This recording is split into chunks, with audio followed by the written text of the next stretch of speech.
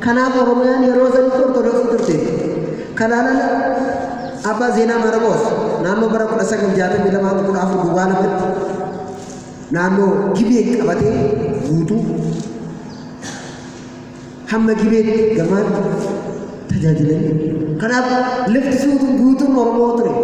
Lafti sun guutuun Ortodoksii ture. Wanti isin kun Abbaa Saamu'eel immoo baha biyyattii naannoo Harargee Abbaa Saamu'eel Zawaga jedhama. Garas gara bahaa barsiisanii haga Sumaalee guutuu Maqdashoo amma Maqdashoo jedhamtee waamamte. Maqaadis jechuudha ka'umsi isaa Maqaadis. Maqaadis jechuun Maqdas jechuudha. Maqdasii durbo Maaramiitu ture jechuudha. Iddoo garaagaraa naannoo sana. Kanaaf haga achitti ummanni Oromoo Ortodoksii ture. Itaasudhaan naannoo Giraanya Ahmad booddee badiisa Giraanya Ahmad booddee immoo Coobbee Makaana Sibaat Qiddistii Sillaasee Waashaa naannoo Wancii yoo beektan Wancii godina Shawaa Kibba Lixaa achitti ngiri barri kun naannoo baay'ee iddoo ture. Wanti inni kun naannoo Zuwaay jaarraa saglaffaarraa kaaseeti. Mana amantaa Qullubbii Gabreeliitu iddoo erga baay'ee ture. Naannoo sana kan turan uummata Oromoo ture. Kanaaf Oromoon Ortodoksii sirnaa ture. Naannoo jaarraa 12ffaan 15ffaatti sirriitti uummanni naannoo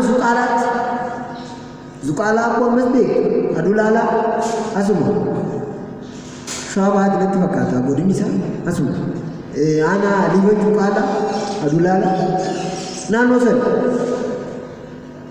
Adaarii Maariyaam hin beektan hundi keessanuu gara Shawaan maa meeqa dubbannee qoofne meeqa kan dubbannee kan dhiifu Shawaan guutuu naannoo Gwaasiyoon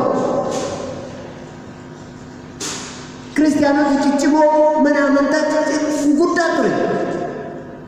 Ani iddoo kanneen dhaqee argeera. Wanti isin dhinku godina Shawaa Fiichee jechuudha. Shawaa Kaabaa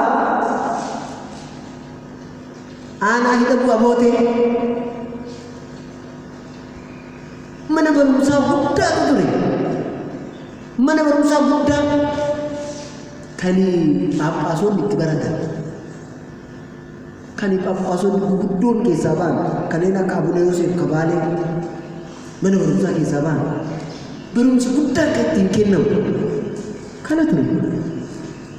Oromiyaan kana Oromoonis kana ture.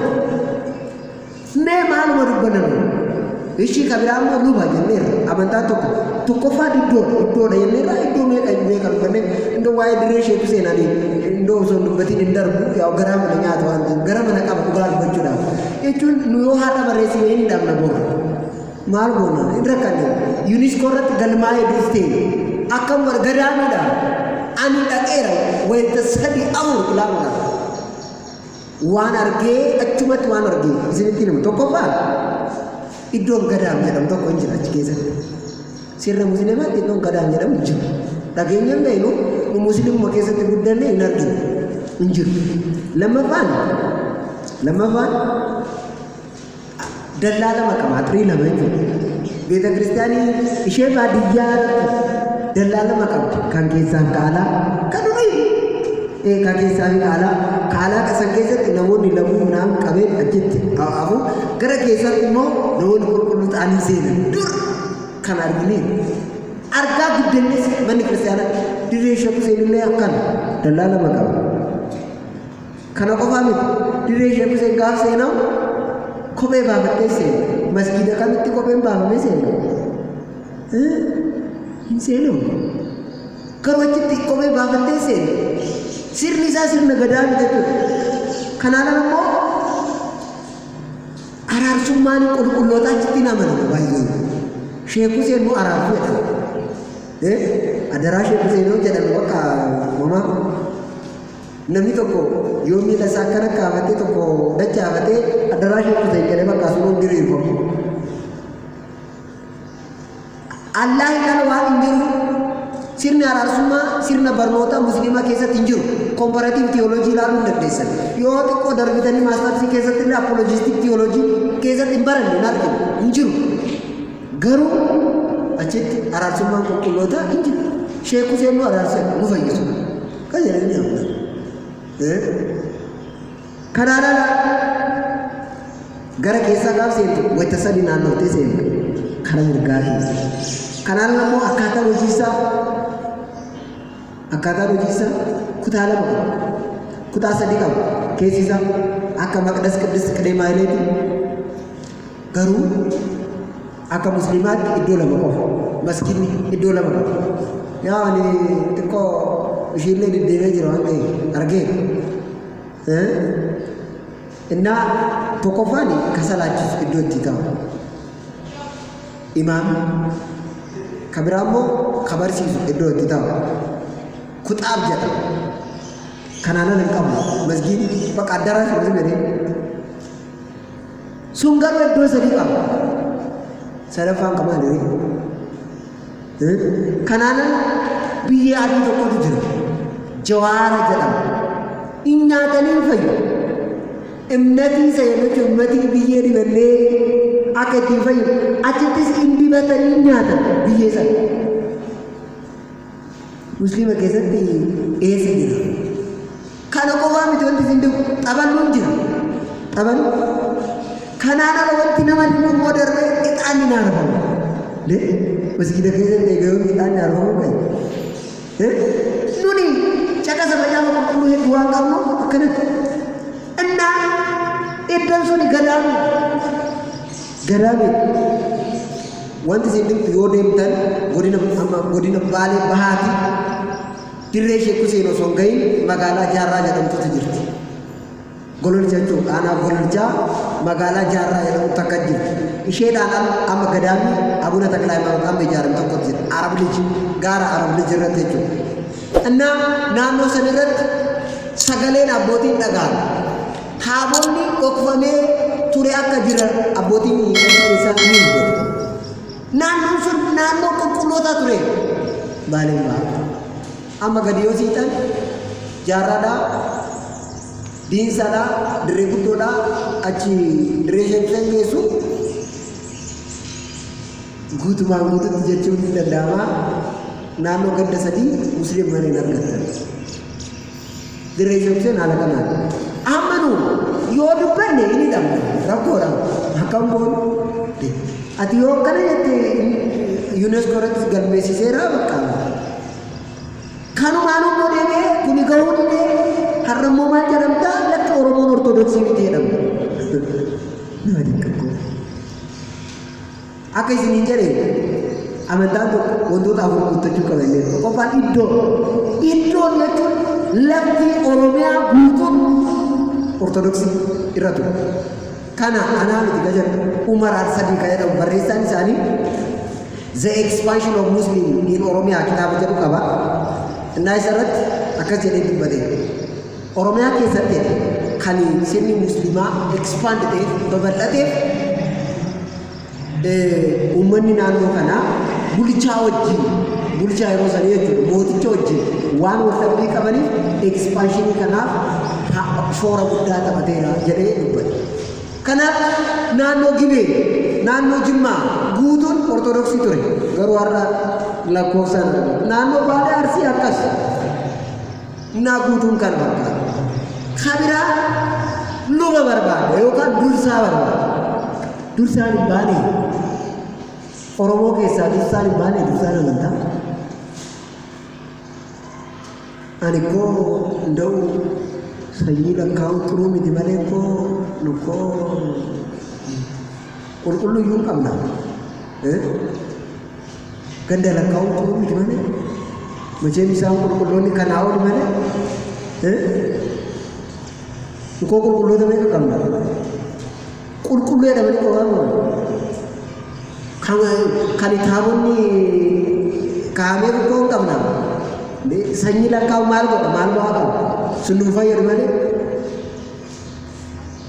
tokko miti dhibba waamnu. Ani ganda tokko nan beeka ganda tokko qulqulloota 99 ganda qabu nan beeka. Qulqulloota 99 Singisaariidha. Maal fidda gaafati?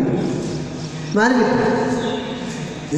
Oromoon hagana qulqulluudha maal goota? Homaa gochuun hin danda'amu. Mee ndau asuma kanuu kana paatriyaarikoonni Abuna Phexros koo Magarsaadha. Maal jechuudha? Abbaa Batsaloota Mikaa'el, Abbaa Maatewos fa'aa kana qabxee irraa baanu maal jechuudha? Oromoon Ortodoksii jechuudha. Kanaaf Oromoon Ortodoksiidhaa gaafa jedhamu hin gaafatamaa jechuudha deebiin. Hin gaafatamaa maal gaafuu qabu sirriitti Ortodoksiidha.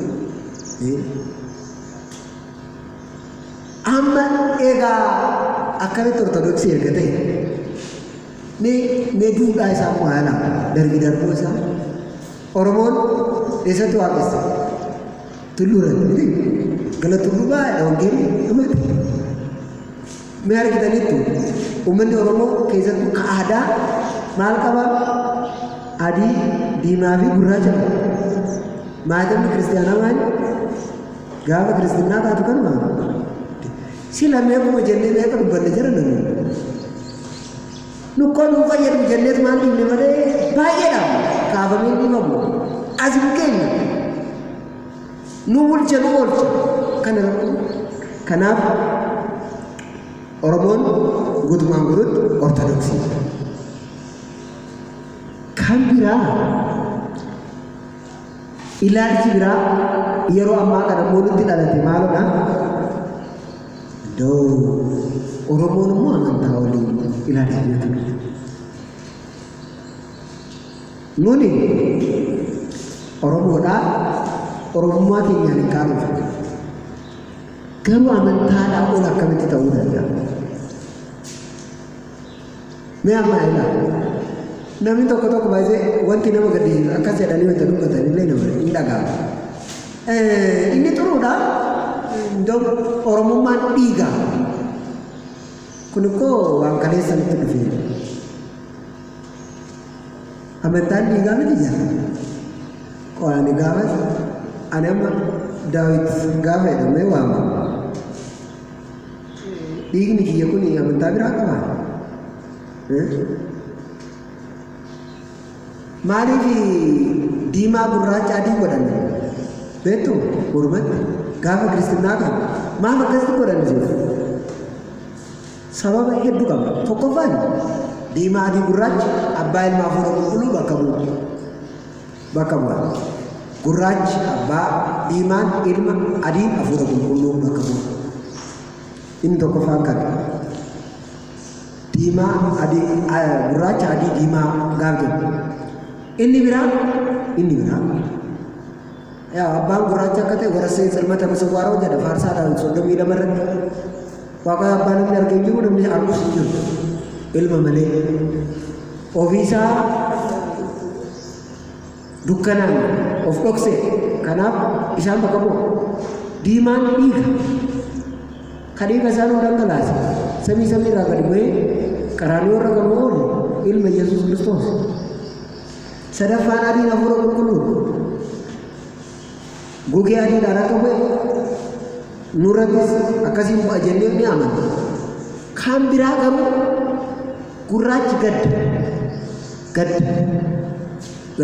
gaddi kumuu dhufuu amantaa koo garuu bara harkarratti ni dhabne argitaniittu miila irrattis ni dhabne kaidame mormarat namni harki muramee jiraachuu hin danda'u miilli isaa muramee jiraachuu hin danda'u mormi isaa muramee garuu jiraachuu hin danda'u kanaaf mormarratti hidhannu gurraachi gaddi kumuu dhufuu morma koon kenna malee ganuu oguu jennu gurraachi san godhan diimaan dhiiga koon dhangalaasaa dhiiga koo amantaa kootiif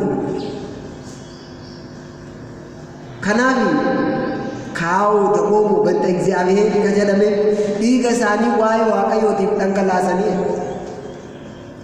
dhiiga isaanii kan dhangalaasan wareegamtoota jennee kan isaan waamu kanaaf inni sadaffaan gadda isa qofaa miti borummoo maal qabnaa abdii adichi abdii keenya borii borkandhaan tulluu taaboor irratti Kiristoos akka adii uffate gaafa dhufaatii isa fakkaan isa wajjin isa fakkaannee inni akkas akka jedhe an qulqulluu akka ta'e isinis qulqullaa akka nuun jedhe qulqulloota taanee isa wajjin isa faana dhaabbachuudhaaf kanaaf amantaa jedhe al tokko qulqullootaaf kennamteef akka wareegamtaniif isiniif barreessaa jedhamee barreeffame wanti isin dinqu nuti osoo hin dhalatin ortodoksii osoo maal hin ta'in nagaamtanii osoo hin dhalatin maalidhaan maalidha mee jedha maali hin shakkini osoo hin dhalatinu nu ortodoksii osoo hin dhalatin akkas jedha macaafa fakkeenyaa boqonnaa 8 irratti ilmi jedha dugda abbaati ilmi dugda eenyuti dugda abbaati arga keessan amantaan isaa maali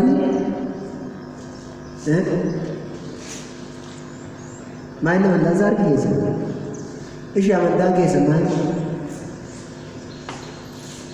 jira naannatti moom beelofte waa qophaa'ee irratti fakkaate dalga na laalaa jira amantaan keessa maali ishee amantiin keessanoo amantiin keessa maali ishee amantaan keessanoo abee godee salphaanne kaa jira amantaan keessa maali amantiin keessanoo maali abe maal amantaa keessa jechuun amantaa qabdani hin qabdu maal ortodoksii amantiin keessa no ainillee ortodoksii ta'uu no akkasii maal amantiin keessa afaan oromoo amantii garaagarummaa qabu baay'ee religion faith isa jennuun jechuudha ሃይማኖት እምነት isa jennuun amantaan keessan ortodoksii amantiin keessan immoo haguumna keessaniiti amantiin keessan haguumna keessaniiti maal jechuudha amantii jechuun the fellowship wal qunnamtii waaqa wajjin qabnu amantaan garuu kan gamtaadhaan waaqa isin galu kanaaf wangeela Luqaas irratti yaa waaqayyoo jedhan amantii nu dabalii jedhanii kadhatan duukamoon amantii maal nu godhu amantaa nu meeqa amantaan meeqa tokko Efesoon boqonnaa 4 lakkoofsa irratti amantaa tokko gooftaa tokko cuuphaa tokko qofa tokko amantiin garuu nu dabalii jedhanii kan dabalamu kan baay'atu namni amantiidhaan guddachaa deema amantaa garuu jijjiirra kanaaf amantaan amantaa al tokko qulqullootaaf amantaa kennamteef akka wareegamtan isiniif barreessaa maal akka taatan maal keessanii jedha kan dubbadha maal keessanii mee dubbadha maal keessanii amantaa keessanii jedhamee barreeffame. Kanaaf amantaan hamma sadarkaa sanii deemamaa jiru. Hamma wareegamuu gaamaa jechuudha.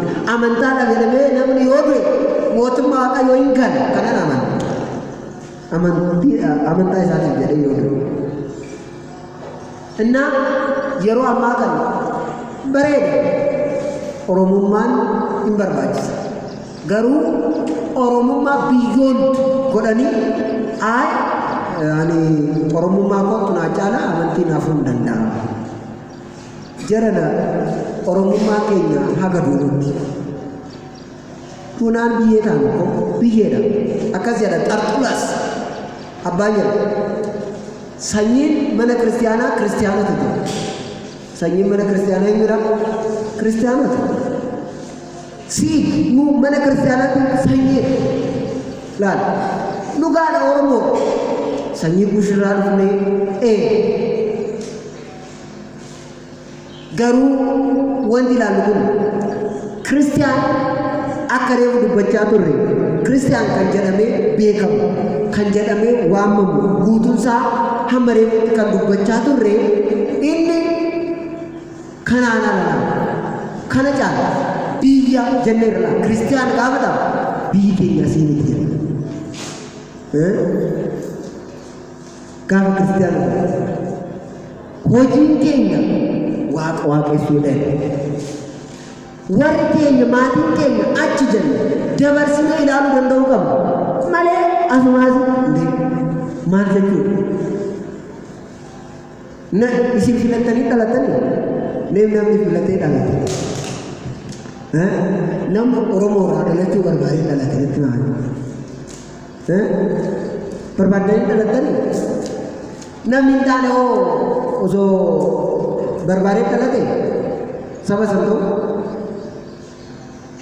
mee እግዚአብሔር jedhame mee jedha mee irra deebi'a eenyu jedhe mee jedha Waaqayyo jechuudha miti mee jedha irra deebi'a እግዚአብሔር jedhame ብሔር እግዚአብሔር argitani Waaqayyo kajalu giiziidhaan akkas jechuun bulchaa jechuudha bitaa kan bitu kan bulchu jechuudha kan jedhu biheer jechuun uummata jechuudha uummata annaanu biheer jedhamne waamne biheer har'a biheer mindin ነው ጋር ያለ ጋር ማሪፋን ቆሞ ጋብቻ garuu biheer jechuun uummata jechuudha. Uummata waaqaatiin uummata waaqaa Waaqayyo waaqessaa kan ture ammas Waaqayyo waaqessaa kan deemu. Kan akkasitti adda baasanii ilaaluun barbaachisaadha malee baay'ee nuti dhugumaan baay'ee nuti dhugumaan nutti ulfaatu yoo kana ta'e jechuudha. Innaa ani akka walii galaatti wanti jechuu barbaadu nuni saayinsii yookaan hojiin addunyaa kanarratti kan qabannee deemu kan lubbuu keenyaaf hojjennu fakkeenyaaf namni har'a kan soomuuf lubbuu isaatiif jedheeti malee umaaf miti laala innaa wanta asirratti darbu qofaaf bitamuun nun barbaachisu kan biyyoon ilaaluu qabnaa darbinee mul'ata Yohaannis boqonnaa lamarratti lakkoofsa kudhan akkas jedhamee barreeffameera. Kun maayilna hagarumaatti kan amante ta'e wa'uhu bakka aklila saba samayaat gonfoo barabaraa siif kennaa jedhameetu waan barreeffameef hamma dhumaa akka cimu Waaqayyo maa gargaara. እንግዲህ ከdhumaati natti fakkaata yeroonis baay'ee waan deemaa jiru ani jecha tokko qofa dubbadhee xumuruu barbaade naaf qabata kaleessa eega kaleessa maal godha mee akkasitti jenna kaleessa eeguu jedhame kaleessa maal godhu kaleessa maal godhu haadha qabachuu jedha maal godhu Haramal guru bori cimsatu bor mal gojo amatana kwanne gargarwa kale samal gojo ave kale sake ngai kale sake hae sirita hai harao ave ave hata kisan kabata bori kabda di sini haru makam hata garu hamma humna kenya hawjo hamma humna kenya boro ave haramal guru ave penjuru shime wari irana tinda kales harta bor bor harta kales kales bor ave ekise kales ave har bor bor har eshi kales eshi wali galat kales kales kales ke sanega harra harra harra ke san kabada kabada harra malen kabda nero amesi harta malaikat maka borgana mandu maka kana beka borgana wadu tay borgana rafe kan bornan do jara ya da kan dut kuji gari gari jata wakka kanan wai merara kan namin tay magista samada tazakkaro tamotan jer warre andanta gubinsa gannan Peririna, bidagina, dan nama gandata. Dua moya lagi bayi, bor.